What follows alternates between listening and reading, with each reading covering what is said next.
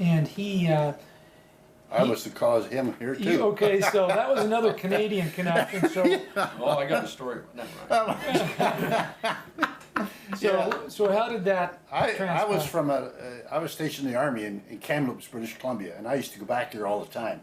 There was my home church there, so I was saved and we went up there, and the pastor was leaving the church, and Gary was the associate at Kamloops, and the real pastor was leaving, so he had to leave too. So I came back and I told Brother Miner, I said, "There's a guy up there who would be fantastic for our church." I said, "His name is Gary Lundberg." I said, "If you feel that direction," I said, "why don't you call him? He's through with the church and he may be working here if you so desire." And so he called him, and Melvin went and met him at the station in Portland, right? Well, you and I went down to your. Oh, I went with Oh, you? Yeah, I remember that. By the way, we're forgetting something. We moved back a year. Gary Sigenthaler came as our youth That's pastor. right, that's true. And he was there a year and then moved to assistant or associate pastor, and then Gary Lindbergh came. Yeah. Now, Lindsay, he'd heard Gary speak up there in Kamloops, so we were going to the airport to pick him up. We get down there and I said, "Well, how do you know this?" "Oh, I'll recognize you." He said, "Well, we're looking at," he didn't recognize him. Pretty soon this guy walks up to us and said, "Are you looking for Gary Lindbergh?" I didn't recognize So but anyway, we found him and brought him back. we brought him back into town by Tamla Shannon, and you were playing a ball game. I remember, Yeah. I remember that, meeting him right at that time. During the 80s, some other significant things happened, and one of them, I think, was the establishment of eldership. And wasn't that, That was in the 70s. that was in the 70s? Yeah. Okay, we're in the 70s now, aren't we? Yeah. So in the 70s, yes. And back when we were talking about the expansion, you know, the rapid, the young people, I believe it was,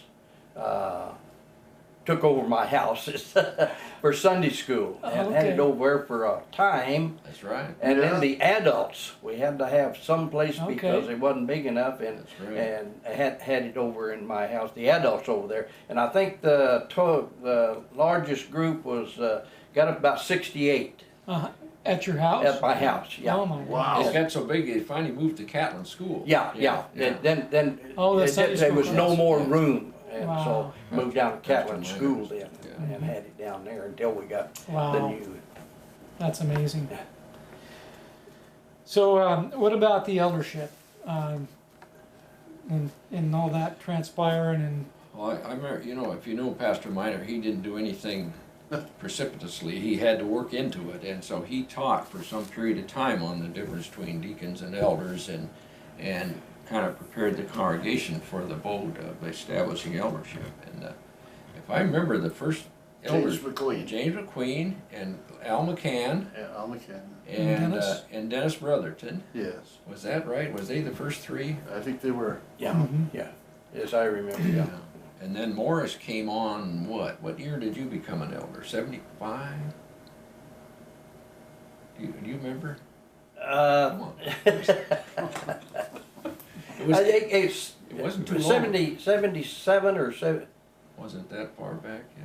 I remember you Yeah. did come on there, and they expanded the role of the elders, and they moved up until it was, I was trying to think if there's anybody It was else. probably 76. Was it? Yeah. Okay, okay. mhm. And then, because there was, I don't remember who all was involved besides you four that we've just mentioned, the three originals, and I don't remember who else was involved there, Yeah, if anybody. I think that was it Yeah. from my recollection Because it of was things. 1979 when I became an elder.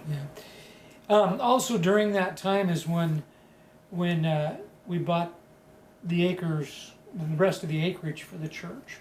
Yeah, yeah. And that's a good story too. I don't know if somebody wants to. And we were having a board meeting where we of some kind of, and looked out over there, and Pastor Miner said, "I'd sure like to get that property back here because it's tied in with us." Well, I happen to know the guy that had an option on it, named Gene Strader. So I went and talked to him the next day, and he was anxious to unload it because he needed money. So if I remember right, we paid him $50,000 for his share of it, and then a guy named Lemons, Bob Lemons, was that his name? He owned the rest. He had and we paid him like another 50,000 over a period of time to buy the 23 acres, whatever it was back there. I don't remember exactly the amount. Mm-hmm. So we got it for around $100,000, all those acres, which is pretty good when Yeah. you think about it today. Yeah, it is. And at that time, there was a big canyon between the property you have now and that Right. property, so it really wasn't accessible at that time. But the Lord knew what would change all of that. A couple of other things that happened during this. Changed. Okay. All right.